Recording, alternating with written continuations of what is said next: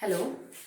Now, good morning, beta. Next topic is 11th class chemistry is electromagnetic wave theory and its numerical. तो last video के अंदर हमने जो चीज discuss की थी that is what is electromagnetic wave theory, what are the postulates of that theory, and if it considered light as an wave nature तो what are the properties of a wave, what is wavelength, amplitude, velocity, frequency, time period, wave number, इनके बारे में हमने पढ़ा था। But जो main तीन characteristic होती हैं किसी भी वेव की, वो होती है उसकी वेवलेंथ दैट इज लैम्डा, उसकी फ्रीक्वेंसी दैट इज न्यू, और उसकी वेलोसिटी, क्योंकि जो वेव है that is moving with the velocity of light, तो हम उसको v से नहीं, हम उसको c से रिप्रेजेंट करते हैं। अब हमारे को करना क्या है, we have to find out the relationship between lambda, mu and c। मैं लिख देती हूँ, it is velocity of wave, it is frequency of the wave, and it is wavelength। और मैं एक बार बता देती हूँ इनका मतलब क्या होता है। वेवलेंथ का मतलब होता है किसी भी वेव के अंदर दो कॉन्जिक्यूटिव क्रस्ट या दो कॉन्जिक्यूटिव ट्रफ के बीच की जो डिस्टेंस है, मतलब सिंपल एक डिस्टेंस है, उसको हम बोलते हैं वेवलेंथ। फ्रीक्वेंसी का मतलब होता है एक पर्टिकुलर पॉइंट के ऊपर, ठीक है, किसी भी पर्टिकुलर पॉइंट में से एक सेकेंड में, sorry, in 1 second how many waves are passing, वो उसकी फ्रीक्वेंसी है कि एक सेकेंड में एक पर्टिकुलर पॉइंट से कितनी वेव्स पास होती हैं, that is simply frequency. Velocity of light से तो आप समझ ही गए होंगे, ठीक है। वेलोसिटी का मतलब आप यूं समझ लीजिए किस स्पीड से मूव कर रही है, कितनी डिस्टेंस, कितने टाइम में ट्रेवल कर रही है एक वेव। जैसे हम इसकी यूनिट लिख सकते हैं, it can be centimetre per second, it can be metre पर सेकेंड, कि how much distance is covered by a wave in a given time, ठीक है। हम सेकेंड 1 सेकेंड के हिसाब से उसको पता कर सकते हैं। So now it is clearly visible, इसमें कोई बहुत बड़ी चीज नहीं है कि क्या रिलेशनशिप होगा, c is equal to mu lambda, because it is actually the velocity distance by time। और ये क्या है आपके पास mu, it is actually unit is second inverse number of waves passing through a point in 1 second, ये आपकी frequency है। और lambda क्या है आपके पास, डिस्टेंस है एक वेव की, ठीक है। लैम्डा डिस्टेंस होती है एक वेव की। मान लो वो जो पॉइंट है ना, वो पॉइंट आपने ये ले रखा है, यहाँ आपने पॉइंट मान लिया, ठीक है, कि इस पॉइंट में से एक सेकंड के अंदर कितनी वेव पास होती हैं। और आप ये मान लो कि इन दोनों के बीच की जो डिस्टेंस है ना, दैट इज 10⁻⁹ नैनोमीटर है, ठीक है, कि जो वेवलेंथ आपकी दैट इज 10⁻⁹ नैनोमीटर। और ये वो पॉइंट है जिसमें से हमें पता करना है कि एक सेकंड के अंदर कितनी जो वेव है वो पास होती है। तो अगर आपको ये पता करना है कि actually what is the velocity of the wave, कि कितने गिवन टाइम में कितनी डिस्टेंस उसने ट्रेवल की, तो एक्चुअली में बेटा it is frequency multiply by lambda. अब मान लो कि मैं यूं कह दूं कि इसके अंदर जो वेव्स पास हुई है भाई, 10 वेव्स पास हुई पर सेकेंड, ठीक है। आप ये लिख लो कि 10 वेव्स पास हुई हैं एक सेकेंड के अंदर, इसका मतलब इसकी यूनिट होगी 10 सेकेंड इनवर्स, ये आपकी फ्रीक्वेंसी आ गई।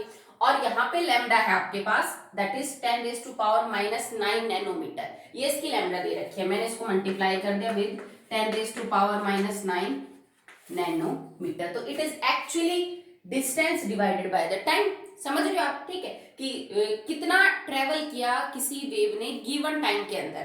क्योंकि मैं इस फ्रीक्वेंसी के लिए सेकंड मान के चल रही हूँ, तो हम सेकंड के हिसाब से कह सकते हैं कि जो आपकी c है, वेलोसिटी ऑफ लाइट है, वो और कुछ नहीं, एक सेकंड के अंदर आपकी वेव ने कितनी डिस्टेंस ट्रेवल की है वो हमें पता चलता है। क्योंकि इस पॉइंट में से वेव पास होगी, इसका मतलब वेव मूव कर रही है, ठीक है। मान लो 10 वेव्स पास हुई, तो 10 वेव्स जब पास होंगी तो उन्होंने कितनी डिस्टेंस ट्रेवल की होगी, वो इनके आप वेवलेंथ से मल्टीप्लाई कर दो, आपको पता चल जाएगा। So this is the relationship between new, lambda and c। velocity of any wave is equal to frequency of that multiply by the wavelength of that wave, इसके बराबर है। इसकी यूनिट आपको सेकेंड इनवर्स या हर्ट्ज मिलेंगी। Lambda एक distance है, तो ये आपको नैनोमीटर में, एंगस्ट्रॉन में या फिर पिकोमीटर में मिलेगा। c यहाँ पे कांस्टेंट है, because we are saying that the wave is moving with the velocity of light, so here it is a constant 3 × 10⁸ metre पर सेकेंड।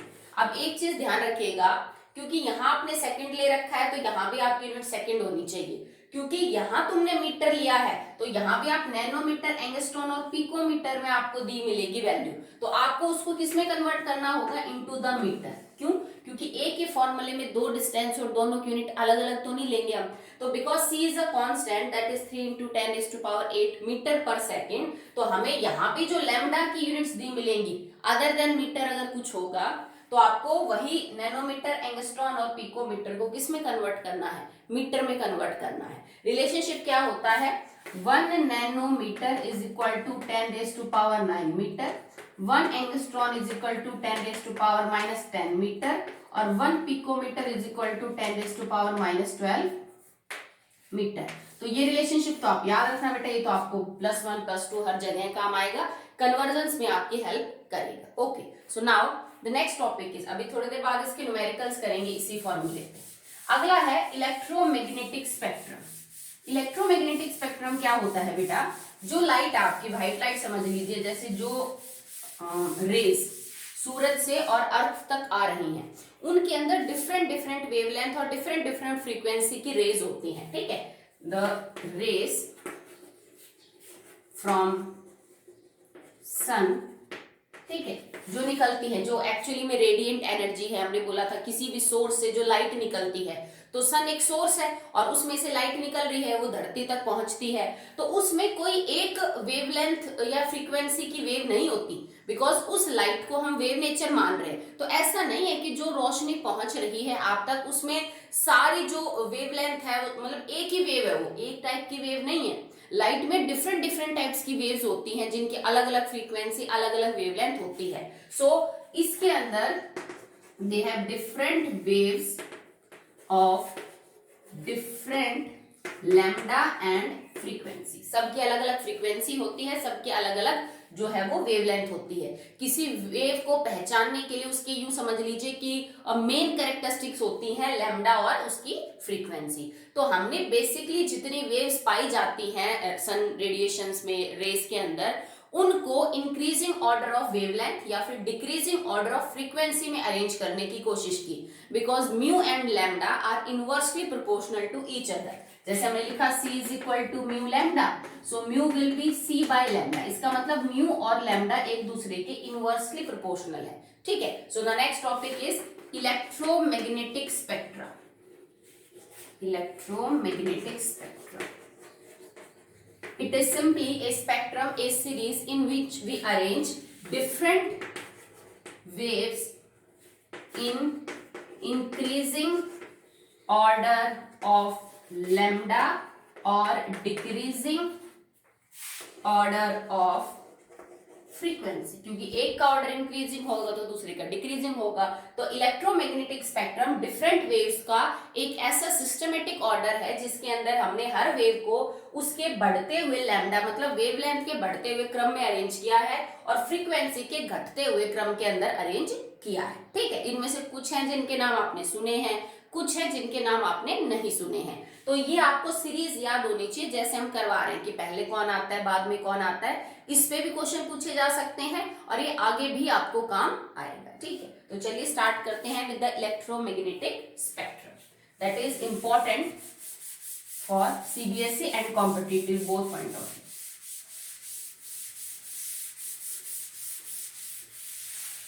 तो सबसे पहले पाए जाते हैं दैट इज कॉस्मिक रेज।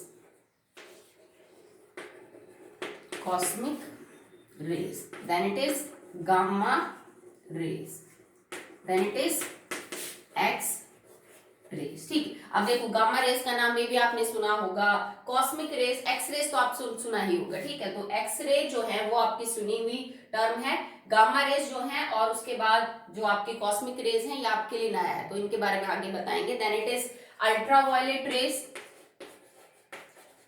जिसको आप यूवी बोलते हो, अल्ट्रा वायलेट रेस विजिबल जो आपने सुना है, ठीक है। तो that is cosmic, gamma rays, X rays, ultraviolet rays, visible,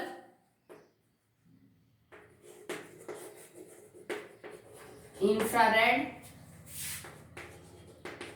microwave and radio, ठीक है। तो बेसिकली आपके पास ये Now next is I have written the different type of waves in increasing order of their wavelength. तो इससे ज्यादा इसकी wavelength है, इससे ज्यादा इसकी, मतलब ये इंक्रीजिंग ऑर्डर लिखा हुआ है हमने वेवलेंथ का. So now we will look at the rough idea कि एक्चुअली में इनकी जो वेवलेंथ है वो कहाँ से कहाँ तक है. रेंज होगी बेटा, एग्जैक्ट नहीं होगा कि रेडियो वेव की फ्रीक्वेंसी इतनी होती है या वेवलेंथ इतनी होती है, क्योंकि अगर आपको फ्रीक्वेंसी पता चल गया तो वेवलेंथ निकाल लेंगे, और वेवलेंथ पता चल गया तो फ्रीक्वेंसी, क्योंकि फॉर्मूला क्या है, c is equal to mu lambda. c तो कांस्टेंट है, तो म्यू और लैम्डा में से एक चीज पता चल जाओ आप दूसरी निकाल सकते हो. तो हम रेंज पता करेंगे कि जैसे कॉस्मिक रेज है उनकी जो वेवलेंथ है वो कहां से कहां तक जो है वो लाई कर सकती है. सो ये जो वेवलेंथ हम लिखेंगे अप्रोक्सीमेट आइडिया, ये बेटा इन मीटर्स होगा, ऐसा यूनिट में लेके चलेंगे हम इन द मीटर. तो रेंज क्या रहेगी कॉस्मिक रेज के लिए, ये आपकी 10 की पावर माइनस 16 से 10 की पावर माइनस 14 के बीच में हो सकती है. थोड़ा बहुत ऊपर नीचे चलेगा, हम रफ रेंज की बात कर रहे हैं, ठीक है. So 10 raised to power 16 to 10 raised to power minus 40, minus 16 to minus 40. It is from 10 raised to power minus 14 to 10 raised to power minus 12. Still it is in the meter. 10 raised to power minus 12 to 10 raised to power minus 10. ठीक है, 10 raised to power minus 10 से जो है आगे आप जड़ेंगे तो that will be around 10 raised to power minus 8. Okay, और यहाँ आपको रेंज मिलेगी 10 की पावर माइनस 8 से 10 की पावर माइनस 6 के बीच में आपको जो है वो देखने को मिलेगी. ठीक है, और ये विजिबल जो है ये आपका सुना हुआ नाम है, आपने देखा भी होगा, विबग्योर जो होता है हमारा, विबग्योर, वो विजिबल के अंदर ही होता है. द विजिबल रीजन जिसकी वजह से हम चीजों को देख पाते हैं, violet, indigo, blue, green, yellow, orange and red. और अगर मैं नैनोमीटर में बात करूं, क्योंकि ऊपर तो हम जो वेवलेंथ ले रहे हैं that is in the metre, पर न्यूमेरिकल्स में ज्यादातर ये जो कलर है इनकी वेवलेंथ आपको नैनोमीटर में मिलेगी. तो ये कहां से स्टार्ट होता है, it starts from 380 and ends to 760.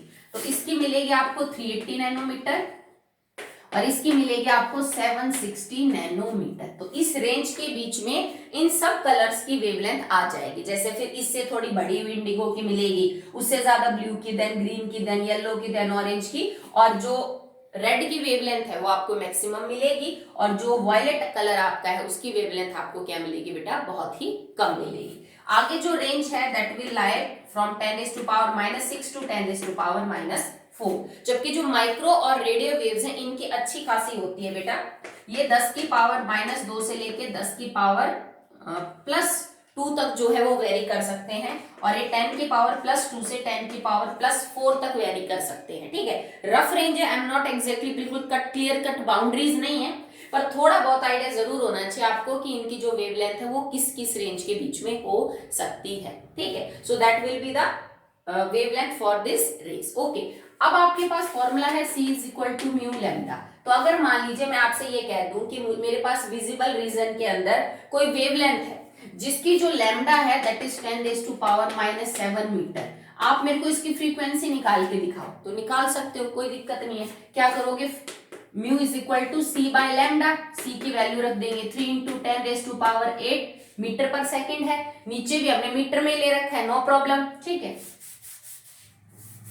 So now metre पर second and divided by lambda क्या है, 10 raise to power minus 7 metre. Metre से तो मीटर कैंसिल आउट हो जाएगा, फ्रीक्वेंसी है सेकंड इनवर्स में ही आएगी. आप इस चीज को सॉल्व कर लीजिए, आपका आंसर आ जाएगा. So in this formula there are only 3 parameters, one is constant. So एक का पता कर लीजिए, दूसरा आप आराम से निकाल सकते हैं. तो नेक्स्ट टॉपिक हमारा वही है बेटा, न्यूमेरिकल्स ऑन दिस फॉर्मूला. ये जो फॉर्मूला अभी हमने किया इसके ऊपर न्यूमेरिकल्स मिलेंगे, बहुत ही सिंपल है. न्यूमेरिकल्स आप जब फेयर कॉपी में करें तो साइड में लाइन लगा के कैलकुलेशन कर दे, रफ में सॉल्व वगैरह करने में टाइम खराब ना करें. तो न्यूमेरिकल्स कर रहे हैं बेटा इस इक्वेशन पे c is equal to mu lambda. बस इसमें इतना ध्यान रख लेना, c मीटर पर सेकंड है आपका, 3 इंटू 10 रेज़ टू पावर 8. ठीक है, तो ये भी आपका मीटर में ही होना चाहिए. Calculate wave number and frequency, आपको दो चीज निकालनी है, वेव नंबर एंड फ्रीक्वेंसी. तो वेव नंबर होता है 1 अपॉन लैम्डा, बताया था मैंने, तो लैम्डा निकालनी पड़ेगी इसका मतलब आपको पहले.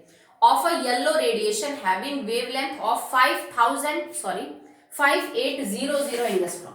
वेवलेंथ आपको दे रखी है 5800 एंगस्ट्रॉन. कोई येलो कलर की रे है, मतलब जैसे विजिबल में जो येलो कलर आता है ना, उसकी वेवलेंथ बता रखी है कि 5800 एंगस्ट्रॉन उसकी वेवलेंथ है। आप मेरे को वेव नंबर और फ्रीक्वेंसी पता करके दिखाओ। तो सबसे पहले क्या करेंगे, c is equal to mu lambda. Mu कैसे पता करेंगे, c बाय लैम्डा। तो c क्या है आपका 3 × 10⁸ मीटर पर सेकेंड, पर वो तो एंगस्ट्रॉन में है, तो एंगस्ट्रॉन को मीटर में कन्वर्ट करने के लिए क्या कर देते हैं, मल्टीप्लाई बाय 10⁻⁻10। और अब ये हो गया आपका मीटर, तो हमने इसके नीचे लिखा 5800 इंटू 10⁻⁻10 मीटर। मीटर से metre cancel out, unit will be your second inverse. ठीक है, अब आप इसको सॉल्व कर लीजिए, बस आपको कुछ नहीं करना। 3 × 10⁸ and multiply by 10⁻10 and divided by 5800। ठीक है, तो इसको आप सॉल्व कर लीजिएगा, जो भी आएगा वो आपका म्यू का आंसर जो है वो आ जाएगा। अब म्यू निकल गया आपके पास ये वाला। अब आपको वेव नंबर निकालना है, तो वेव नंबर तो सिंपल होता है बेटा, इट इज 1 बाय लैम्डा। तो wave number is equal to 1 upon, अब लैम्डा भी जो है, क्योंकि ये भी आप ऐसा यूनिट में ही ले लीजिए, तो हम लैम्डा को भी मीटर में ही ले लेते हैं। सो 1 डिवाइडेड बाय 5800 इंटू 10⁻⁻10 और मीटर। आप इसको सॉल्व कर लेंगे, कोई दिक्कत नहीं है। ठीक है, तो फर्स्ट न्यूमेरिकल तो आपका ये है, सेकंड और एनसीईआरटी के हैं, इंपॉर्टेंट है। The Vividh Bharati station of All India Radio Delhi broadcast at a frequency of 1368 kilohertz. Frequency है 1368 किलोहर्ट्ज। ओके, तो पहले इसको हमें हर्ट्ज में कन्वर्ट करना पड़ेगा। Calculate the wavelength of the electromagnetic radiation emitted by the transmitter, which part of electromagnetic spectrum does it belong. तो सबसे पहले तो आपको वेवलेंथ निकालनी है उस रे की जिसकी फ्रीक्वेंसी ये है, और फिर ये बताना है कि ये जो हमने अभी स्पेक्ट्रम पढ़ा था कॉस्मिक से लेके रेडियो वेव, इसमें से किस रेडिएशन से ये बिलोंग करता है, किस टाइप की वेव से ये वेवलेंथ बिलोंग करेगी। भाई वो विजिबल में आएगी कि वो इंफ्रारेड में आएगी। वेवलेंथ निकालेंगे तभी तो उस आइडिया से कंपेयर करेंगे जो हमने रफली स्टडी किया था कि किस कैटेगरी की ये आपकी वेव है। तो सबसे पहले बात करते हैं, आपको जो फ्रीक्वेंसी दे रखी है it is in the kilohertz, आप इसको हर्ट्ज में कन्वर्ट कर लीजिए, मतलब फिर ये सीधा आप इसको सेकंड में कन्वर्ट कर सकते हैं। तो that will be 1368 into 10⁻³ hertz हो जाएगी। That is actually equal to second inverse जो हम इस यूनिट लेते हैं। लैम्डा आपको पता करना है, सो लैम्डा क्या निकल जाएगा, लैम्डा विल बी ये आपके पास c बाय म्यू। c क्या है 3 × 10⁸8 मीटर पर second and divided bye 1368 into 10⁻³ and it is in second inverse, लिख लीजिए आप। ठीक है, तो मीटर आपका आंसर आ जाएगा, सेकंड से सेकंड कट जाएगा। इस चीज को आप सॉल्व कर लेना, तो that answer will be in the metre. तो मान लीजिए आपका आंसर जो भी आ गया, जितना भी मीटर की रेंज आती है, उस आंसर को देख के आप फिर उस डाटा से टैली करिए कि ये जो वेवलेंथ हमारी निकल के आई ना, ये लगभग किस मतलब कैटेगरी की है और ये किस में बिलोंग करती है। तो तुम्हारा आंसर कुछ ये आएगा 219 मीटर के आसपास। भाई 219 मीटर का मतलब क्या लिख सकती हूँ मैं, 10⁻² से ज्यादा है। ठीक है, कि जो आपकी वेवलेंथ निकल के आई है वो 10⁻², मतलब 200 से भी ज्यादा है। तो ये किस रेंज की है, ये रेडियो वेव की है, क्योंकि रेडियो वेव की केस में हमने क्या लिखा था, 2 से लेके और 4 पॉजिटिव, 10⁻² से 10⁻4 के बीच में किसकी वेवलेंथ होती है, रेडियो वेव्स की वेवलेंथ होती है। तो लैम्डा निकाल के हमें पता कर सकते हैं कि actually in electromagnetic spectrum this radiation lie in the radio wave region. Okay, चलिए बेटा सॉल्व कर रहे थे, अब मैंने 2 सॉल्व करवा दिए हैं, एक बचता है वो आप कर लेना। अब मैं अनसॉल्व करवा रही हूँ, न्यूमेरिकल्स दैट आर अनसॉल्व्ड, इसी फॉर्मूले पे based. So the first is calculate the frequency of infrared radiations having wavelength 3 × 10⁻6 nanometre. आपको वेवलेंथ दे रखी है 3 × 10⁻6 नैनोमीटर और आपको फ्रीक्वेंसी निकालनी है इंफ्रारेड रेडिएशन से। ओके, चलिए चेक करते हैं। c is equal to mu lambda, mu will be c by lambda, c will be 3 × 10⁸8 metre पर सेकेंड, पर ये नैनोमीटर में है तो इसको भी मीटर में कन्वर्ट करेंगे and we multiply it by 10⁻⁻9। So ये हो गया 3 × 10⁻6 मल्टीप्लाई बाय 10⁻⁻9 ये आपका मीटर हो गया। सो 3 से 3 आपका कैंसिल आउट हो जाएगा। अगर तुम पावर की बात करोगे तो आपका उत्तर आएगा 10 की पावर 8 मल्टीप्लाई बाय 10 की पावर 9 पॉजिटिव हो जाएगी और 10 की पावर 6। तो इनका तो कट के हो जाएगा 10 रेज़ टू पावर 2, ऊपर है 10 raise to power 2 and multiply by 10 raise to power 9, तो ऊपर वाली पावर जुड़ जाएंगी। Answer will be 10 raise to power 11। तो आपका आंसर आ जाएगा 10 की पावर 11 और यूनिट्स क्या है पीछे, that will be second inverse. तो आपकी जो फ्रीक्वेंसी है that will be 10 raise to power 11 second inverse. Okay, simple है, कर लोगे आप। सेकंड न्यूमेरिकल देखिए, calculate the range of frequencies of visible light from 3800 to 7600 angstrom. Range of frequencies आपको म्यू निकालना है और आपको वेवलेंथ दे रखी है कि रेंज क्या है। विजिबल का जो हमने पता किया था कि 380 नैनोमीटर से वो 760 नैनोमीटर के बीच में है। ये कहता है कि जो रेंज है ना वेवलेंथ की वो है 3800 एंगस्ट्रॉन से लेके 7600 एंगस्ट्रॉन के बीच में। तो मेरे को ये बताओ फ्रीक्वेंसी की रेंज क्या है। तो कुछ नहीं, सिंपल है, एक बार इसको वेवलेंथ लेके फ्रीक्वेंसी निकाल लो, एक बार इसको वेवलेंथ मान के फ्रीक्वेंसी निकाल लो, आपको रेंज पता चल जाएगी कि कहां से कहां के बीच में आपकी जो फ्रीक्वेंसी की रेंज है। जैसे हमने लिखा फ्रीक्वेंसी निकालने तो mu is equal to C by lambda. C आपने क्या ले रखा है 3 × 10⁸ मीटर पर सेकेंड। अब लैम्डा भी हमें मीटर में लेना पड़ेगा, ये एंगस्ट्रॉन में है तो गुणा 10 की पावर -10।